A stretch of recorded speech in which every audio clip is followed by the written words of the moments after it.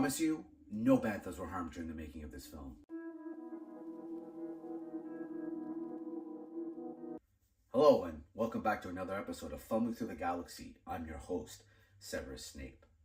Today we're going to be looking at one of the favorite statues that I've picked up, or one of my favorite statues I picked up in 2025. Specifically, I picked this up at Star Wars Expo this year in Mississauga, Ontario, an annual Star Wars festival we have every year.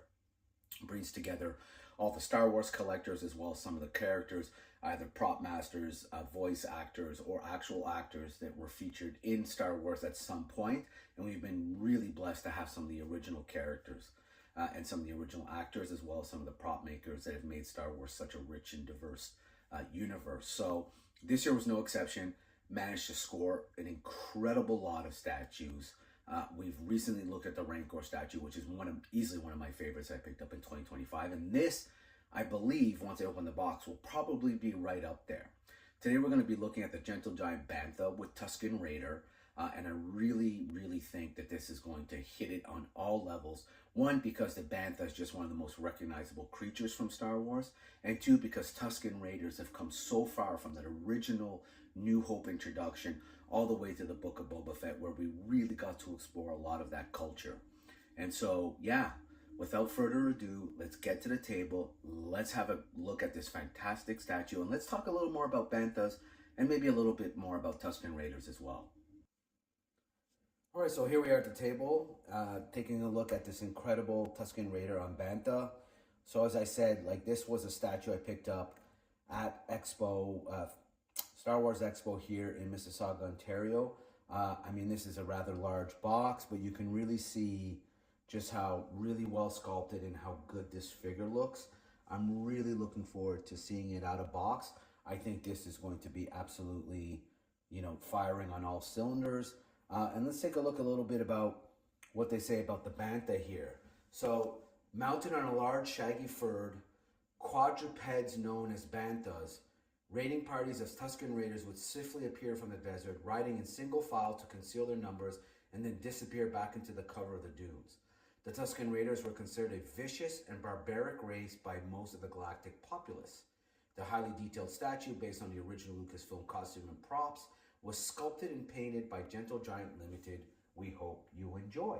So yeah, as I said, it's interesting that at the beginning of our introduction to the Tusken Raiders, they really are introduced as a vicious and very much barbaric race within the Star Wars universe. However, as the years have gone by, as the extended universe, the EU, and specifically Legends, as well as obviously new modern Star Wars with the Book of Boba Fett, we've really gotten to understand a lot about this misunderstood community or culture and people. And so, it's really cool to me that looking at Tusken Raiders today is, vastly different than we would have, say, at the time this was made, for example, and they were known simply as vicious and barbaric.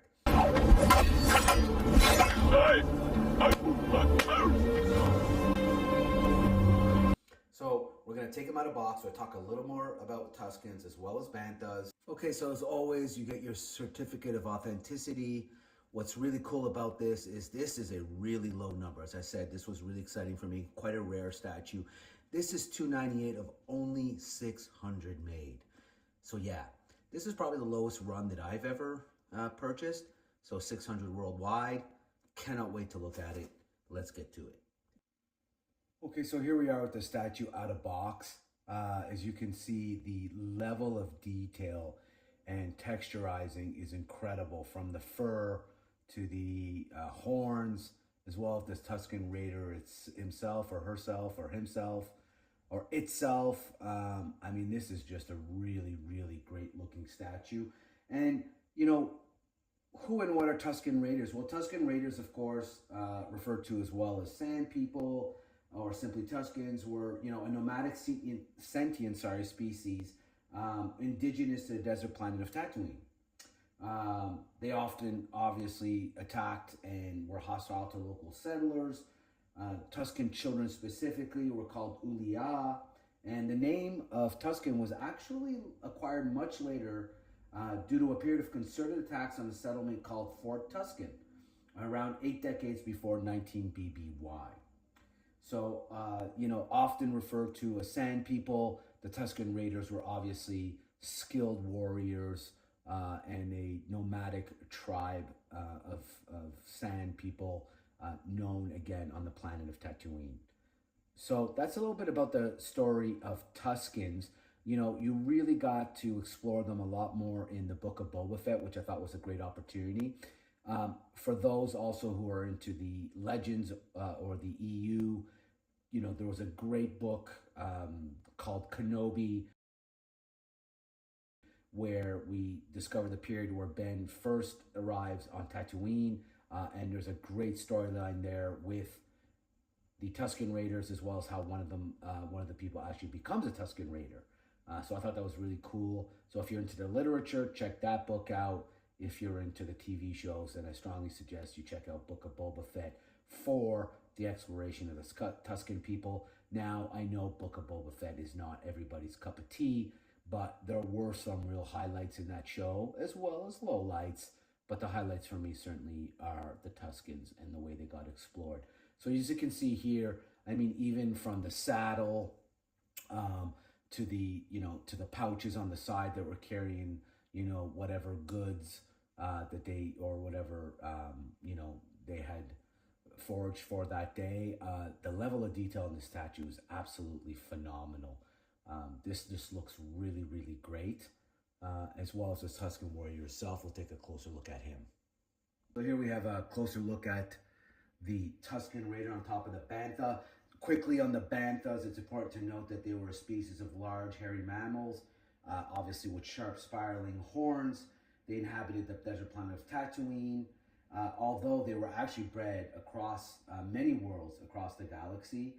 They were a social herd of animals, were often domesticated, and of course used prominently by the Tuskens, of course. Regrettably, also like bovine here on Earth, they were a source of food. And so here is the Tusken Raider. I really love the detail in the face, the wardrobe, as well as the staffing. As you know, I mean, that's one of the most iconic looks of all characters in Star Wars. So all in all, have to say, this Bantha and Tusken Raider absolutely did hit all the notes I was hoping it would hit when we were looking at this. And when I bought this statue, as I said, this is really cool because it's one of 600, which I think is, for me, probably the rarest one that I've ever picked up to date. So it's really exciting to know that I was able to find this at the show. It's not often that you get to score something where there's only 600 that were produced. So I'm really, really happy about that. So this is going to make an amazing addition to my collection. I'm so happy to have purchased this and found this.